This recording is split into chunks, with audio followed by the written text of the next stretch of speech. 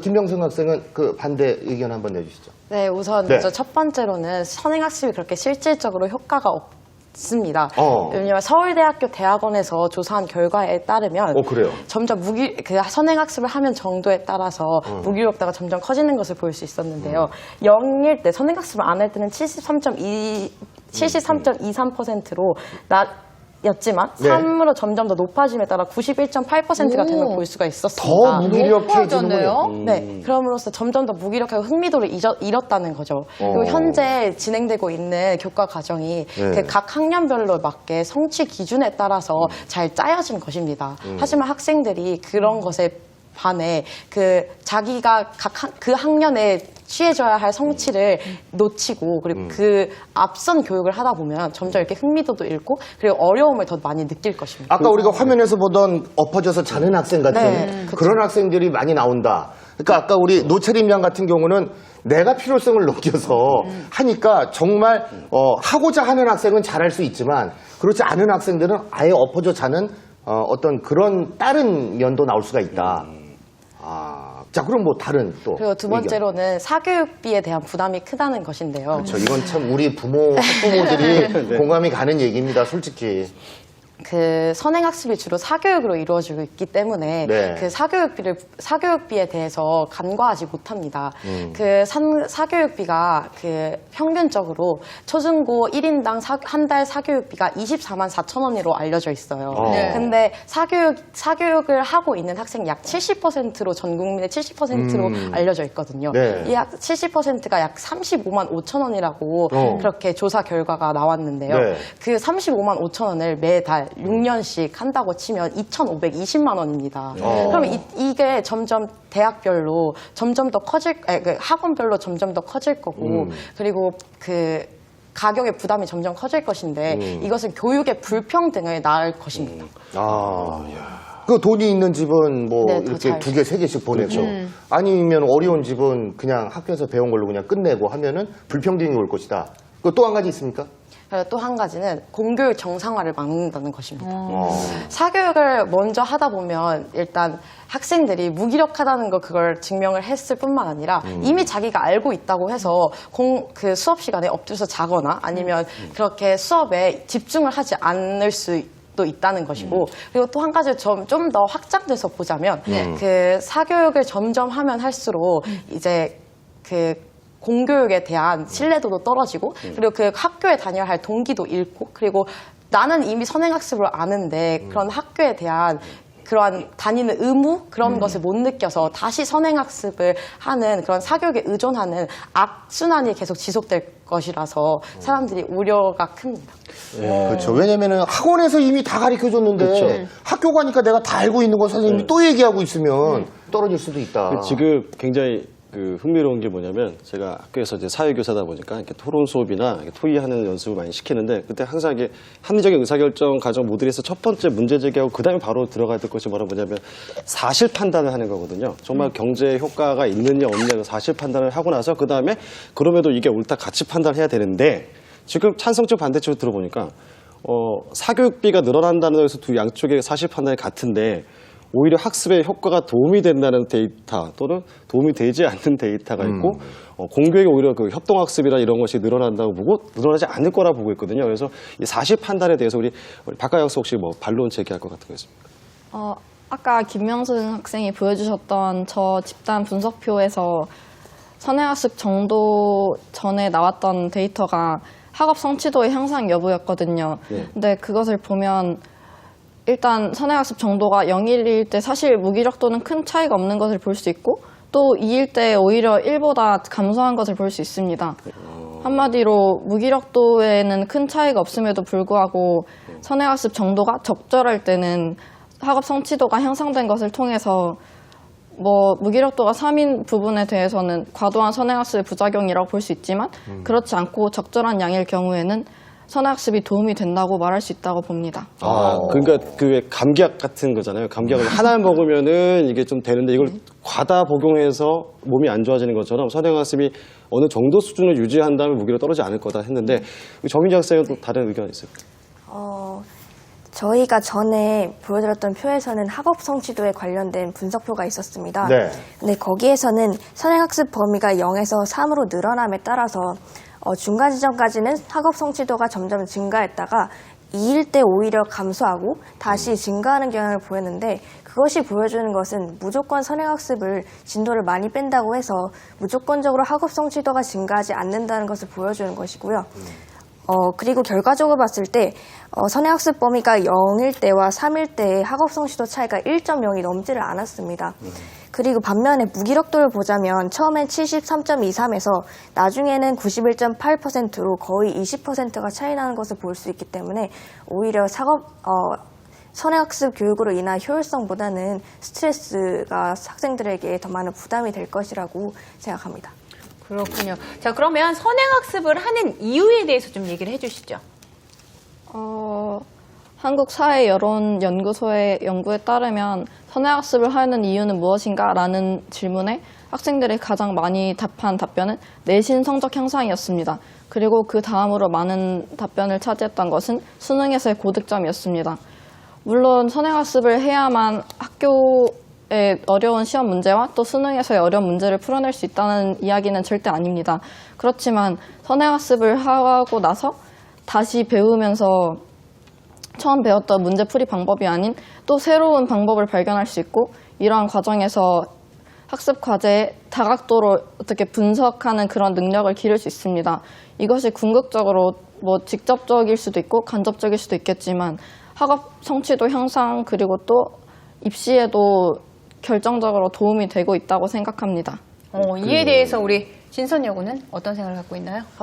우선 내신에 대해서 그 점수를 잘 받는 것은 집중도의 문제인 것 같고 그리고 물론 선행학습으로 인해서 점수를 잘 받을 수 있습니다. 그건 어느 정도는 인정을 하지만 우리는 선행학습으로 대학 입시가 우리의 모든 것을 차지하지 않잖아요. 그렇듯이 선행학습도 선행학습은 선행학습을 낳습니다. 그래서 그런 식으로 선행학습으로 인해 선행학습을 함으로써 점점 더 경쟁만 심화되고 그럴 것입니다. 그리고 또한 장기적인 관점에서 봤을 때 우리나라는 그 대학별 입시로 이렇게 줄 세우기식 그러한 그 선행학습으로 인한 암기를 통해서 입시를 하고 있는데 노벨상 수상자가 한 명도 없다는 것을 봐서는 네. 정말 이게 장기적인 관점에서 효과적이지 않다고 다시 한번 말할 수 있습니다. 그런데 이제 유대인의 경우에는 0.2%밖에 차지하지 않는데 노벨상 수상자의 22%를 차지하고 있어서 이런 방식이 선행학습이 절대 효과적이지 않다. 실질적으로 장기적으로 효과적이지 않다는 것을 정말 잘 보여주는 예인 것 같습니다. 그러면은 여기서 한번 선행학습을 계속 하게 되면은 결과적으로 입시 위주의 교육을 하게 돼서 뭐 창의력이라든지 뭐 이런 우리 교육의 목표를 좀 벗어난다는 걸 지적에 대해서 어떻게 생각하십니까? 그것은 선행학습 그 자체에 문제가 있는 게 아니라 선행학습 방법에 문제가 있는 것이죠. 아까도 말했다시피 선행학습을 반복적으로 하다 보니 친구들이 무기력감도 느끼게 되고 입시를 위한 선행학습이라 생각돼서 이게 진짜 자기가 원해서 그러니까 학습을 하기 위해서 하는 선행이 아니라고 생각하는데 이런 방법을 오히려 역방향으로 바꿔서 진짜 다른 나라처럼 토론을 통해서 선행을 학습을 한다면 만약에 학생들이 오히려 창의적으로 더 깊게 앞선 내용을 예습하는 효과까지 얻을 수 있을 것입니다. 그러니까 선행학습의 방법을 바꾸면 되는 것이지 그 자체의 문제가 네. 없지 않겠느냐 교수님들 혹시 선행학습의 방식과 선행학습 자체의 특성을 이분법적으로 구별해서 판단해야 된다고 하셨는데 현 시점에서는 그것이 불가능하다고 생각합니다. 왜냐하면 우리나라의 교육 같은 경우에는 기존의 개념을 외워서 문제풀이를 계속하는 방식으로 학습이 이루어지고 있는데 다른 선진국 같은 경우에는 토론 방식으로 수업을 하고 있기 때문에 선진국과 우리나라 간의 교육 방식에는 분명히 차이가 있고요. 우리나라의 교육 체계의 이런 상태에서 선행학습을 진행한다면 그 마찬가지로도 빨리 외워서 빨리 문제를 푸는 방식으로밖에는 행해질 수가 없기 때문에 선행학습과 선행학습 방식을 따로따로 구별해서 파악할 수는 없다고 생각합니다. 우리나라 교육 체계에서는 방식과 방법을 떼서 괜찮다. 생각할 수는 없다라는 말씀까지 해주셨습니다. 전 여기서 궁금한 게 제가 부모님이시잖아요. 네, 맞습니다. 부모님들을 가장 걱정한 게 사교육비입니다. 선행학습에 대한 사교육비. 네. 염경원 선생님은 어떻게 생각하시나요? 아까 말씀드렸듯이 사실 학원 마케팅이 선행학습 부추기는데 굉장히 좀 큰 역할을 하는 것 같아요. 우리 학부모 같은 부모님의 입장에서 보면 불안한 거야. 막 그런 식으로 써놓으니까 아 우리는 뭐 애 그렇게 잡지 마. 애 잡을 필요 없어. 하다가도 다 가. 이 집도 불안하죠. 가고 저 집도 네. 가. 그럼 우리 학부모님 입장에서는 좀 불안한 거예요. 괜히 돈 아낀다고 아니면 애 힘들다고 안 갔다가 우리 애만 뒤처지는 거 아닌가. 꼭 그런 분위기를 좀 만들기 때문에 우리 노채림 양은 뭐 어떻게 생각해요? 그런 찬성 측 입장인데 여러 가지 홍보 마케팅 뭐 벌써 많이 붙어 있잖아요. 왜? 부모님들도 자극되고 어떻게 생각해요? 이런 홍보 마케팅에 대해서 이게 바로 선행학습의 부정적 인식을 심어주는 잘못된 학원들의 홍보 마케팅이죠. 학부모들이랑 학생의 불안 심리를 조성해서 그러니까요. 그게 바로 선행학습을 해라. 안 하면은 뒤처질 것이다 해가지고 이렇게 사교육비만을 높이려고 하는 아주 잘못된 전형적인 예죠. 네, 그게. 전형적인 예인 것 선행학습을 같습니다. 사교육 말고도 할 수 있는 방법이 있을까요? 네, 선행학습은 충분히 사교육이 아닌 공교육을 통해서도 실행될 수 있는데요. 방과후 학교 프로그램이나 대학교 멘토 멘티 제도, 그리고 EBS 무료 강의 등을 통해서도 충분히 적은 비용으로도 큰 효과를 낼 수 있습니다. 우리 윤지 학생 이에 대해서 어떻게 생각해요? 그 말엔 찬성합니다. 우리나라에서는 선행학습을 공교육을 통해서도 사교육을 통해서도 학습을 할 수 있는데요. 하지만 실제 상황은 주로 사교육에게 많이 쏠린 게 현실입니다. 예를 들자면 인터넷 강의 같은 경우에도 아까 EBS 무료 강의를 예로 들어주셨는데 점점 고등학생이 되다 보면 주로 인터넷 강의만 전문적으로 하는 사이트에서 인터넷 강의 더 많이 듣는다던가 그리고 방과후 학교 같은 경우에는 현재 선행학습 규제법이 개정이 되면서 저소득층 밀집 학교에만 방과후 학교를 통해서 선행학습을 할 수 있도록 규제를 해놨기 때문에 전반적인 학생들이 다 그런 공교육을 사용할 수가 없습니다. 그리고 현재 사교육 업체가 계속 존재하는 한 과연 선행학습이 사교육에 쏠리지 않고 공교육에서 집중적으로 실행할 수 있을 것인가는 의문이라고 생각합니다. 그게 보편적으로 생각하면은 우리 학생들 얘기가 다 맞거든요. 왜냐면 지금 이 자리에 있는 학생들은 정말 이 선행 교육을 한다면 내가 왜 해야 되는지 이미 내 타당성을 느끼고 있기 때문에 힘들지만 하는 학생, 따라오는 학생들인데 그렇지 않고 정말 놔버린 학생들은 뭐 인터넷 강의 좋다 그러면 이제 집에 와서 막 태블릿 PC 사달라고 막 하잖아요. 나 이거 해야 되니까. 맞아요. 공부해야 되는데 꼭 필요해. 그러고 태블릿 PC를 켜놓고 한 일주일 정도는 하다가 그렇죠. 나중에는 인터넷도 한번 들어가 볼까? 잠깐 쉬는 건데 어때? 하면서 내가 좋아하는 가수의 노래를 또 다운받다가 그 뮤직비디오를 또 보다가 게임도 하다가 뭐 여러 가지 이렇게 좀 안 좋은 결과도 나올 수가 있고. 네. 네. 자, 지금 우리 학생들 얘기를 쭉 들어보니까 뭐 선행학습이 필요한 학생이든 뭐 필요하지 않은 학생이든 가장 좋아하는 건 또 방학이거든요. 근데 앞서서 얘기했듯이 우리 신목고등학생들이 방학 기간에 선행학습을 잘 활용할 수 있다라는 말을 해줬어요. 이 부분에 대해서 좀 부연 설명해 주시죠. 방학은 학생들이 자신이 전에 배웠던 내용을 되짚어보고 또 부족한 부분을 보충할 수 있는 아주 좋은 시간입니다. 특히 방학을 이용해서 다음 학기에 배울 단원을 인강으로 한번 훑어보고 가거나 그런 식으로 예습 혹은 선행학습을 한다면 그 다음 학기에 성적이 향상되는 그런 기회를 또 가질 수 있을 것입니다. 2014년에 사실 처음 선행학습 금지법이 제정됐을 때는 공교육을 통한 선행학습을 전면 금지한 바 있습니다. 그런데 이러한 것이 오히려 사교육을 통한 선행학습으로 학생들을 몰리게 만들었고 그 때문에 2016년 다시 개정을 통해서 아까 말씀하셨던 것은 저소득층의 비율에 따라서 방과후 학교의 개설 여부가 판명이 됐지만 2016년 개정을 통해 공교육을 통한 방과후 학교에서의 선행학습을 학교의 휴업일에 한해서만 허용을 한 바가 있습니다. 네. 그렇기 때문에 꼭 사교육이 아니더라도 EBS 강의 아니면 학교 방과후 학습 이런 걸 통해서 방학을 충분히 선행학습을 통해 알차게 보낼 수 있다고 생각합니다. 그러니까 선행학습을 통해서 방학을 더 알차게 보낼 수 있다라는 의견인가요? 네. 자, 이에 대해서 우리 진선영 학생들은 어떻게 생각하시나요? 알차게 보낼 수 있다는 점에 동의합니다. 하지만 에빙하우스의 망각곡선이라는 그래프를 보면 예습보다는 복습이 더 머릿속에 기억이 잘 남아서 효과가 더 높다는 그런 기록도 있고요. 그래서 예습뿐만 아니라 복습을 하면 좋지 않을까 생각합니다. 그리고 아까도 말씀드렸듯이 공부 성적 향상을 하기 위해서는 자기가 얼마나 성실히 꾸준하게 노력을 하느냐에 달렸다고 생각합니다. 오늘 뭐 팽팽하네요. 예, 이 토론에 대한 우리 학생들의 준비와 네. 예. 그 단어 선택에 망각의 곡선이라고 했나요? 지금 저도 제가 무슨 얘기를 해야 될지 지금 망각을 할 정도로 팽팽한 토론을 하고 있는데 사실 그렇습니다. 고2가 지금 보통 나이가 몇 살이죠? 18. 18살. 그러면은 이제 대학 가고 수능을 다 떠나서 18살이에요, 지금. 그럼 18살이 하고 싶은 거, 자고 싶은 거, 먹고 싶은 거, 여러 가지 행복도에 관해서 한번 우리가 얘기를 한번 나눠봅시다.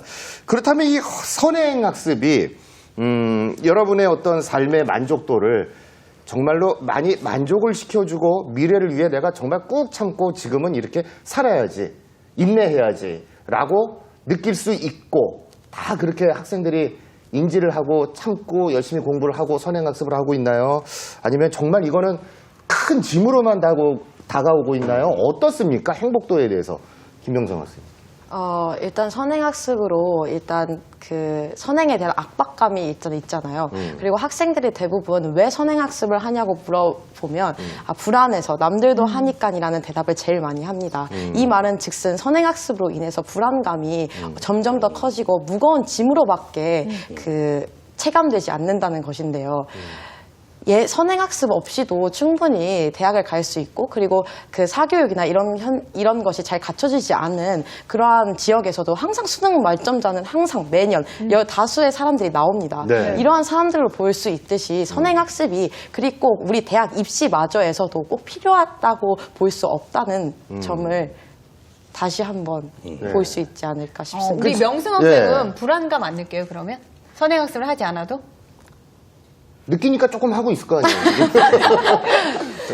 안 느낀다면 거짓말이죠. 거짓말이겠죠. 근데 지금 18살이잖아요, 다. 고이들. 정말 하고 싶은 거 많고, 막 보고 싶은 것도 많고, 궁금한 것도 많은데, 어떻게 그걸 견디고 살고 있어요?